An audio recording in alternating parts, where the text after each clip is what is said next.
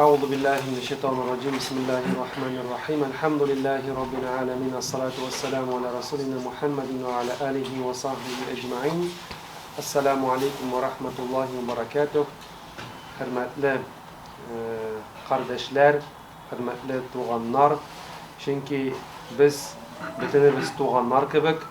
Allah Teala Kur'an-ı Kerim'de ayter, çünkü Müslüman'a kardeşti. Biz neyinde şuşunda bütünümüzün İslam dini jidi, Ramazan ayı jidi.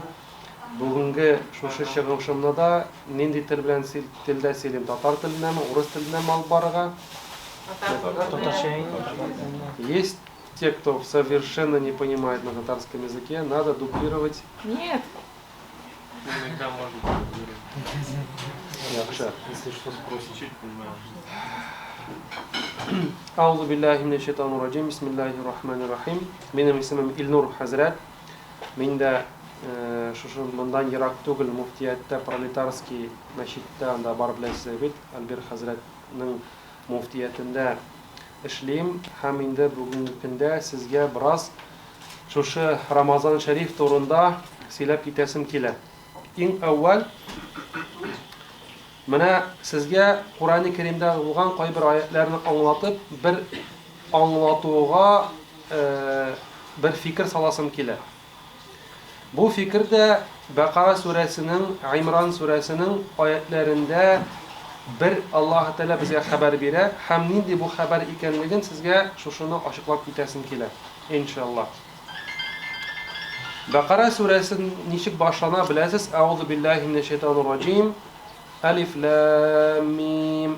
Zalikel kitabu la rayba fih. Hudan lil muttaqin. Многие из вас слышали и знают эти священные аяты, как начинается сура Бакара. Бакара suresi şu ayetlerden başlıyor. Allah Teala buna nersedi? Tefsirin karasak, tefsirin okusak. Alif lam mim деген sözünü Allah Teala'dan başka bir kim de bilmiyor. Кроме этих слов, значение этих слов не знает никто, кроме Всевышнего Аллаха, что они означают. Далее Всевышний Аллах говорит: «Заликаль китабу ла райба фих». В этой книге нет никакого сомнения. Бу китаптады бер нинди шик шөбһә юкты. Менә безнең өчен, мөселманнар өчен шушындый бер катгый рәвештә Аллаһның сүзләре, надо понимать то, что в Коране нет абсолютно никакого сомнения. Бер нинди шик юк. Син шикләнергә тиеш түгел. Бу нәрсә, бу бармы, юкмы, кабул итәргә тиеш, чөнки мөселман мөэмин кешесе һәр бер Коръәндәге булган сүзләргә иманга килеп ышанырга тиеш. Һәм Аллаһ Тәгалә әйтә: «Заликаль китабу ла райба фих». Монда бер нинди шик юк. Һәм бу нәрсә, бу китап худан лил муттақин. И вот с этим словом мы в дальнейшем свяжем нашу сегодняшнюю проповедь. Худан лил муттақин, верное руководство для богобоязненных, говорит Всевышний Аллах. Аллаһтан куркучы тақва бәндәләр өчен бер юл күрсәтүче китап. Как путеводитель, как навигатор. На сегодняшний день, да, переформатировав на наш язык, навигатор, которым мы привыкли пользоваться. Менә Мәскәү шәһәрендә без нәрсә күбегез йөргән бар, мәсәлән, бит рульда да йөргәнегез бардыр, навигаторсыз йөреп булмый. Бер кая нәрсәдер алырга кирәк булса, навигатор кирәк. Менә бу дөньяда инде ахирәттә менә теге тақва бәндәләр арасында буласың килсә, если ты хочешь находиться среди богобоязненных людей, для тебя книга Коран, говорит Всевышний Аллах. Твой путеводитель, твое руководство. То, что приведет, та книга, то руководство, которое приведет тебя к довольству Всевышнего Аллаха. Далее, смотрите, что говорит Всевышний Аллах. А кто же такие богобоязненные люди? Аллахтан куркучы тақвалы бәндәләр кемнәр сыңалар? Аллаһ Тәгалә санап китә. И вот Всевышний Аллах перечисляет этих людей. Алладина ю'минуна бил гайби. Первая категория — это та, которая уверовала в сокровенные. Алар шуларды Аллаһ Тәгалә әйтә: Алладина ю'минуна, кемнәр иманга килделәр бил гайби, яшерен булган нәрсәләргә. Яшерен булган нәрсә ул? Санап китеп була, санарга да санарга. Иң беренче Аллаһ. Allah'ını biribizde görmedik, lakin imana kildik. Peygamberimiz sallallahu aleyhi ve sellem de biribizde görmedik. Ул вакыттагы сахабалар күрделәр, biz görmedik. Мы не видели, сподвижники в свое время увидели. И в этом месте я вам хочу сказать еще одну вещь. Чем отличаемся мы от сподвижников? Сахабалардан, безнең аямабыз нәрсәдән? Сподвижники это те люди, которые, видя воочию пророка, саллаллаху алейхи вассалям, уверовали. Пәйгамбәрне күзләр белән күреп, иманга килүчеләр сахаба дип атала. Без дә берничек тә сахаба була алмыйбыз, чөнки без күзләребез белән күрмәдек. Яшерен булган бер нәрсә, также сокровенное что? Җәннәт, җәһәннәм, фәрештәләр, мизан, мәхшар, сират, кабердән кубарылу һәм башка, һәм башка. Что такое сокровенное?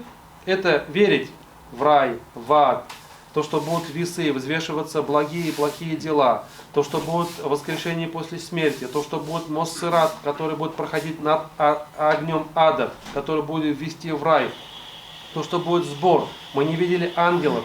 Во все это, говорит Всевышний Аллах, аллазина ю'минуна бил гайби, которые уверовали в сокровенные. Яшерен булган нәрсәләргә иманга килүчеләрнең беренче критерийлары, то есть первые критерии богобоязненно. Далее Всевышний Аллах говорит, второе, ваюкимуна салата. Икенчесе нәрсәди? Алар намазны укучылар, намазга басучылар, торгызучылар. Это те, которые выстаивают свои обрядовые молитвы. Намаз укучылар. Карагыз, попадаем ли мы под эту категорию богобоязненных людей? Надо задаться вопросом. Үзебезгә сорау бирергә. Менә беренче әйе, альхамдулилlah, мин иманга килдем, ышандым. Икенчесе сразу килә намазга басучылар, намазны укучылар. Ученые, комментируя подобные аяты, говорят, Всевышний Аллах говорит, ваюкимуна, именно выстаивающие, не просто читающие. Намаз укучылары надыми, Аллах Тааля әйтә, намазга басучылар. Ученые, комментируя, говорят, то, что под этим словом подразумевается, те, которые не просто сами встали на истинный путь, на путь освобождения от ада. Әлбәттә, җәһәннәм утыннан кытылган юлга басучылардан үзләре генә түгел, буны аңлап, фикерләп, башкаларны монда торгызучылар. Кардәшләргә, әйдә кардәшем, син дә намазга бас, әйдә син дә намаз укы, әйдә син дә иманга кил, әйдә дип шушы аңлатучылар. Не просто те, которые переживают только сами за себя, но и переживающие за других. Аллаху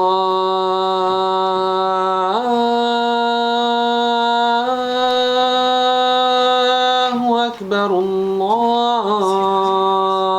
акбар. Ашхаду ан ла илаха илля Аллах.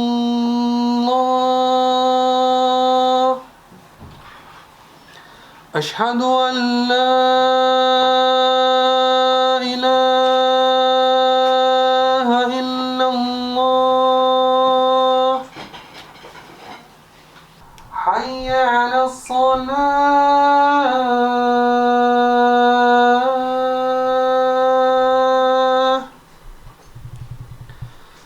حي على الفلاح.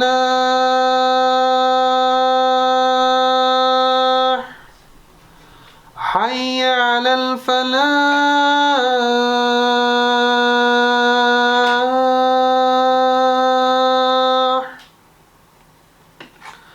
الله أكبر، الله أكبر. لا إله إلا الله. اللهم رب هذه الدعوة التامة والصلاة القائمة آت محمدا الوسيلة والفضيلة والدرجة العالية الرفيعة وبعث مقام محمود الذي وعدته وارزقنا شفاعته يوم القيامة إنك لا تخلف الميعاد. بسم الله.